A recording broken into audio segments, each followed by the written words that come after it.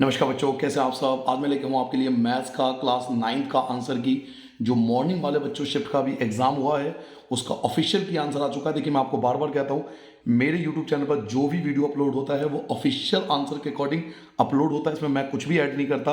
आपका answer different आ सकता है, बट आपका जो पेपर चेक होगा वो इसके अकॉर्डिंग चेक होगा जो मैं आपको आंसर बता रहा हूँ, क्योंकि ये ऑफिशियल आंसर की है जो गवर्नमेंट द्वारा इशू किया गया है। तो चलिए जल्दी से पढ़ लेते हैं इस पेपर का आपका आंसर क्या आना चाहिए था।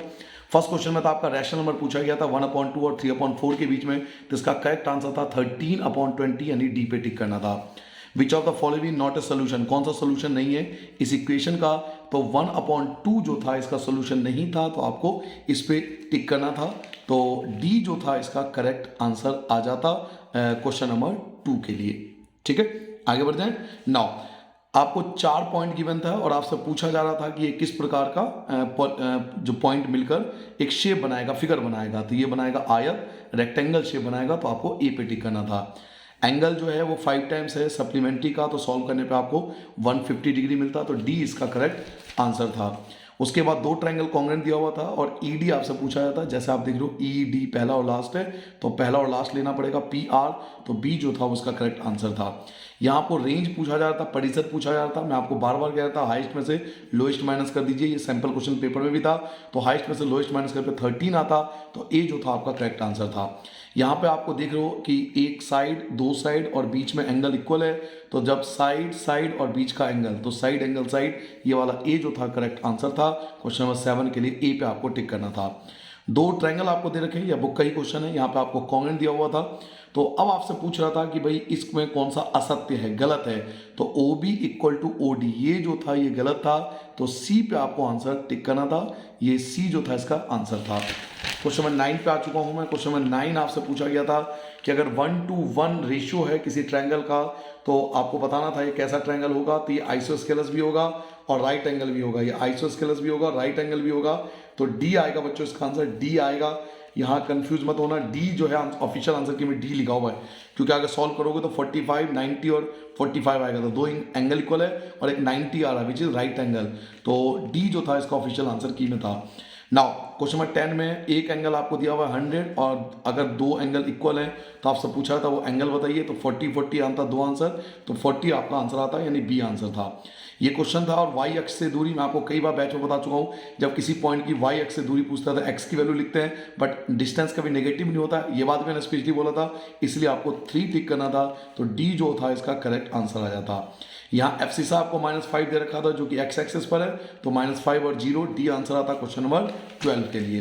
क्वेश्चन नंबर 13 पे आ चुका हूँ मैं। ये क्वेश्चन दे रखा था, ये पहली वैल्यू ये x की थी, ये आपकी y की वैल्यू थी जो आपको यहाँ पर पुट करना था। तो k जो आएगा वो 3 आएगा। बड़ा सिंपल सा क्वेश्चन पूछा गया था, तो 3 आपका आंसर आ जाता। यहाँ क्वेश्चन नंबर 14 में ग्राफ पर ये बोला गया है कि हर एक कोऑर्डिनेट जो है, जो ऑर्डिनेट के टाइम्स इक्वल है एफ से आगे, तो इसका जो करेक्ट इक्वेशन बनता है वो बनता y इक्वल टू के एक्स। तो आपको ए पे टिक करना था, ए इसका करेक्ट आंसर था एज पर द आंसर की। 2.67 के ऊपर बार, इसको पी क्यू के रूप में लिखना था, तो पी क्यू के रूप में एक्सपेंड करोगे तो सी जो आएगा वो करेक्ट आंसर आएगा 265.99, तो सी इसका करेक्ट आंसर था। इसको आपको रेशनलाइजेशन करना था, सिंपल सा रेशनलाइजेशन था, तो इसको रेशनलाइज करने पे आपका √11 + 2/7 आएगा। तो डी जो था इसका करेक्ट आंसर था क्वेश्चन नंबर 16 के लिए। क्वेश्चन नंबर 17 में आप जाते हो कि 3 से 3 कैंसिल हो जाता, -2 और -2, -2 और -2 -4 हो जाता। और ये जो है ये जो पावर होती है ये उल्टा जाकर रेसिप्रोकल होकर, तो ये पावर जो है माइनस में आ जाता। तो आप माइनस माइनस कैंसिल करने के बाद आपका जो करेक्ट आंसर आता वो -4/3 आता। तो डी जो था इसका करेक्ट आंसर था क्वेश्चन नंबर 17 के लिए। क्वेश्चन नंबर 18 की बात करें, आपको एक पॉइंट गिवन था, coordinate of the reflection of the point by the x axis, तो इसका जो आंसर आता वो ये आता, बी आंसर आता। बी पे आपको इसका करेक्ट आंसर लगाना था क्वेश्चन नंबर 18 के लिए। क्वेश्चन नंबर 19 में 2 एंगल जो थे वो पूरक थे, कॉम्प्लीमेंट्री थे। कॉम्प्लीमेंट्री वो होता है जिनको ऐड करके 90 डिग्री आता है, जिनको प्लस करके इक्वल टू 90 लिखते, तो एक्स की वैल्यू 25 आता, तो 25 इसका करेक्ट आंसर था। यहाँ पर आपको 2 ट्रायंगल दिया हुआ था। इस 2 ट्रायंगल को अगर आप ध्यान से देखोगे तो ये दोनों ट्रायंगल क्या कॉन्ग्रेंट भी है। अब ये कॉन्ग्रेंट है तो पाइथागोरस थ्योरम लगेगा, तो इसकी वैल्यू 4 आएगी। अब ये 4 आ गया तो ये भी 4 आ जाएगा। तो 4 जो था वो करेक्ट आंसर था, आपको सी पे टिक करना था क्वेश्चन नंबर 20 में। 21 की बात करें, आपसे पूछा जाता कौन सा स्टेटमेंट सही नहीं है, कौन सा स्टेटमेंट जो है नॉट करेक्ट है। तो इसमें से डी स्टेटमेंट जो करेक्ट नहीं था, every whole number is a natural number, सारे होल नंबर नेचुरल नंबर नहीं होते क्योंकि जीरो इसमें आ जाता है। आपको √10 की वैल्यू दे रखी थी और 1/√10 सॉल्व करना था, तो एक पॉइंट पीछे आ जाते हैं इसमें, तो आपका ए आंसर आता है 0.3162। ये आपका करेक्ट आंसर था, ए पे आपको टिक करना था। क्वेश्चन नंबर 23 पे आ चुका हूं मैं। Which of the following equation has a solution, कौन सा किस इक्वेशन का सोल्यूशन जहां एक्स की वैल्यू 4 हो और वाई की वैल्यू -1 है, तो आप यहां पुट करोगे तो 7 आ जाएगा, तो बी आंसर आता। क्वेश्चन नंबर 23 का आंसर बच्चों बी आता, तो आपको बी पे टिक करना था। क्वेश्चन नंबर 28 के लिए आपको ग्राफ दिया हुआ था और पूछा जा रहा था इन चारों में से ये किसका ग्राफ है, तो ये इसका ग्राफ है, क्योंकि x की वैल्यू आपके पास 3 है, y की वैल्यू आपके पास -3 है, तो 3 - 3 0 होता है, तो डेट्स वाई सी जो था इसका करेक्ट आंसर था क्वेश्चन नंबर 24 के लिए। क्वेश्चन नंबर 25 जो आप सॉल्व करोगे, ये आपको पॉइंट दे रखा था 5 डिस्टेंस यहाँ था, 5 डिस्टेंस यहाँ था, तो थोड़ा सा पाइथागोरस थ्योरम का कॉन्सेप्ट हम लोग लगाते और आपका आंसर आता, क्योंकि एक्स एक्सिस पे नेगेटिव साइड है, एक्स एक्सिस पे नेगेटिव साइड है, तो पहली चीज ये तो पॉसिबल था नहीं, ये पॉसिबल था नहीं, क्योंकि एक्स एक्सिस में नेगेटिव साइड था, तो बचा कौन, या तो सी होता या डी होता, है ना, दो ही ऑप्शन बचे। तो पाइथागोरस थ्योरम लगाओगे तो आपका आंसर ये आएगा -5/3 और 0, तो सी इसका करेक्ट आंसर था।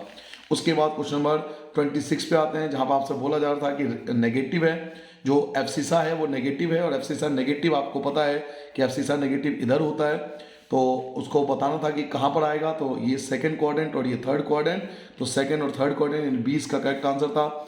ये 125 है, ये 125 है, ये भी आपका 125 ही होगा, और इसका सम 180 होता है, तो कैलकुलेट करने पे 55 आएगा, तो सी आंसर था। इस डायग्राम का आंसर आपका 55 आंसर आना चाहिए था। ना अगले क्वेश्चन की बात करें, इन दोनों का सम a और 2a दोनों मिलाकर 3a = 180, a सॉल्व करोगे 60 आ जाएगा। अब क्योंकि 2a है तो 60 को 2 से कर लो तो 120, तो opposite vertical opposite angle equal होते हैं, तो 120, तो 120 पे आपको टिक करना था। ये क्वेश्चन आपके सैंपल पेपर में भी लिया गया था एज इट इज, कि अगर एल्टीट्यूड इक्वल हो ट्रायंगल के, एल्टीट्यूड इक्वल हो किसी ट्रायंगल के, तो उसे क्या बोलते हैं, उसे आइसोस्केलस ट्रायंगल बोलते हैं, उसे समद्विबाहु त्रिभुज बोलते हैं। तो क्वेश्चन नंबर 29 में समद्विबाहु आइसोस्केलस जो था वो करेक्ट आंसर था। उसके बाद दो ट्रायंगल कॉन्ग्रेंट दे रखा था, जिसमें AB 5 है, एंगल B 40 है और एंगल A 80 है, तो आप इसको ट्रायंगल बनाओगे, ये भी सैंपल पेपर का ही क्वेश्चन है। अगर आप इसको डायग्राम बनाओगे तो DF जो है वो 5 आएगा और एंगल E जो आएगा वो 60 आएगा, तो B पे आपको टिक करना था। x की पावर -1 से x कैंसिल हो जाता है, z की पावर -1 से z कैंसिल, y की पावर -1 से y कैंसिल, सब कुछ कैंसिल होकर 1 बचता, तो क्वेश्चन नंबर 31 पे आपको 1 टिक करना था, 1 जो था इसका परफेक्ट आंसर आ जाता। क्वेश्चन नंबर 32 ये आपके नोट्स का ही एज इट इज क्वेश्चन है, इसमें आपको फैक्टर करके कॉमन ले लेते, तो इसको कैलकुलेट करने पे 2 आंसर आएगा, तो 2 जो होगा इसका करेक्ट आंसर आएगा, कि नोट्स का एज इट इज क्वेश्चन लिया गया है। Every point on A number line, number line जो नंबर लाइन हम लोग खींचते हैं उसका हर एक पॉइंट क्या रिप्रेजेंट करता है, कि यूनिक रियल नंबर रिप्रेजेंट करता है, तो ए जो था एक अद्वितीय प्राकृतिक संख्या को रिप्रेजेंट करता है, तो ए जो था इसका करेक्ट आंसर आ जाता। यहाँ पर आपको एक इक्वेशन दे रखा था और 4 ग्राफ आपको दे रखे थे, पूछा था इनमें से कौन सा ग्राफ सही है, तो इसमें से डी जो ग्राफ है वो करेक्ट था, ये वाला ग्राफ जो था बच्चों वो सही था, तो ग्राफ नंबर 4 आ जाता है इस इक्वेशन के लिए। 2x - 3y = 6, यहाँ पे वैल्यू थे, आप चाहो तो वैल्यू पुट कर लेते, जहाँ पे y की वैल्यू -2 था, x की वैल्यू 3 था, अब यहाँ पुट करके चेक कर लेते, तो डी आपका करेक्ट आंसर आया था। उसके बाद x की वैल्यू दे रखी है, x की वैल्यू दे रखी है, और फिर आपको दोनों के बीच की दूरी पूछा जा रहा था, तो दोनों की डिस्टेंस निकालोगे तो 5 यूनिट आएगा, तो 5 जो है वो ए ऑप्शन था, तो ए इसका परफेक्ट आंसर आ जाता। क्वेश्चन नंबर 36 ये आपका था, देखिए 90 था, ये 40 था, तो ये आप इजीली कैलकुलेट कर लेते, और इसके बेस पर आप आंसर निकालोगे तो आपका जो एंगल ECD आएगा बच्चों, एंगल ECD जो आएगा वो आएगा 130 डिग्री, तो बी पे आपको टिक करना था। जब दो रेखाएं परस्पर प्रतिच्छेद करती हैं तो क्या क्या करेक्ट होता है, तो इसमें आपको एक तो सेकंड जो ये संपूरक होते हैं दोनों को मिला के 180 होता है, और एक थर्ड कि वर्टिकली अपोजिट एंगल जो होते हैं इक्वल होते हैं, तो सेकंड और थर्ड स्टेटमेंट सही था कि एंगल सप्लीमेंट्री होता है और वर्टिकली अपोजिट एंगल इक्वल होता है, ये दोनों स्टेटमेंट सही थे, तो इस हिसाब से बी जो था वो आपका आंसर था, आपको बी पे टिक करना था। इस वाले क्वेश्चन में 37 में बी जो था बेटा वो करेक्ट आंसर था, सेकंड और थर्ड दोनों करेक्ट थे, तो बी पे आपको टिक करना था। क्वेश्चन नंबर 38 में जब आप कैलकुलेट करोगे, जब आप एंगल ACB कैलकुलेट करोगे, ACB ये कैलकुलेट करोगे तो ये आपका 100 डिग्री आएगा, तो ए जो था इसका आंसर आ जाता। असर्शन रीजन का क्वेश्चन, असर्शन रीजन के मैं शॉर्टकट आपको कई बार बता चुका हूँ। यहाँ पे आपको कहा गया था कि समबाहु त्रिभुज का प्रत्येक कोण 60 होता है, बिल्कुल सही बात है, और तीनों कोण मिलाकर 180 इसलिए होते हैं क्योंकि तीनों कोणों को जोड़ोगे तो 180 बैठेगा, तो असर्शन भी सही है, रीजन भी सही है, ये इसका करेक्ट स्टेटमेंट है, तो ए जो था इसका आंसर था। आपको इसका इंग्लिश में बोलें तो हर एक एंगल इक्विलेटरल में 60 डिग्री का होता है और तीनों को मिला दो 180 भी होता है, तो दोनों स्टेटमेंट सही है, रीजन सही है, इसलिए ए आंसर था क्वेश्चन नंबर 39 के लिए। क्वेश्चन नंबर 40 में आपको परिसर निकालना था, तो परिसर आपको दिया था 14। परिसर कैसे निकालते हैं, हाईएस्ट माइनस लोएस्ट। तो अगर आप डाटा को ध्यान से देखो तो सबसे हाईएस्ट था 20 और सबसे लोएस्ट अगर आप देखो, सबसे लोएस्ट इनमें से सबसे लोएस्ट जो था वो 6 था, है ना, 6 से छोटा कोई भी नहीं है। तो आप माइनस करोगे तो 14 आ जाएगा। 20 में से 6 को माइनस कर दो। क्या पूछा था आपसे, आंकड़ों का परिसर। परिसर कैसे निकालते हैं, हाईएस्ट माइनस लोएस्ट। हाईएस्ट कितना है तो 20 है और लोएस्ट, लोएस्ट क्या आपके पास, लोएस्ट आपके पास जो है वो 6 है। तो 20 में से 6 माइनस करोगे 14, तो स्टेटमेंट सही है कि भाई इसका परिसर जो है 14 आएगा। तो पहला स्टेटमेंट तो बिल्कुल सही है। अगले स्टेटमेंट पे आते हैं कि the range of the following data. Range तो 14 है, मिल गया हमें। Range is the mean value of the data, जबकि रेंज तो होता है मीन वैल्यू नहीं होता। रेंज कभी भी मीन वैल्यू नहीं होता, हम रेंज मीन वैल्यू थोड़ी निकालते हैं, उसमें तो हाईएस्ट माइनस लोएस्ट करते हैं। तो मीन वैल्यू नहीं होता। तो पहला सही है दूसरा गलत है, इसलिए सी जो था इसका करेक्ट आंसर था। पहला सही है दूसरा गलत है, इसलिए आपको सी पे टिक करना था। केस स्टडी था ये नोट्स का एज इट इज, आप मेरे नोट्स को उठा के देख लो, एज इट इज क्वेश्चन आया, डायग्राम भी वही बना था। जिन बच्चों ने मेरे नोट्स किया होगा उनको अच्छे से याद होगा, ये एज इट इज नोट्स का क्वेश्चन उठा के दे गया था।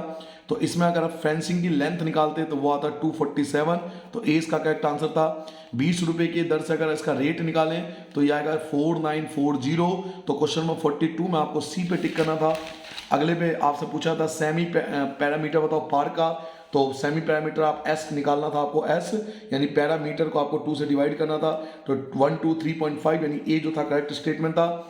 एरिया आपको निकालना था, एरिया निकालोगे तो ये बैठेगा आपका 375/15 मीटर स्क्वायर, तो डी पे आपको टिक करना था। और कॉस्ट निकालते अगर 10 रुपए की रेट से तो ये आएगा 14625, तो डी सी जो था वो उसका करेक्ट आंसर था।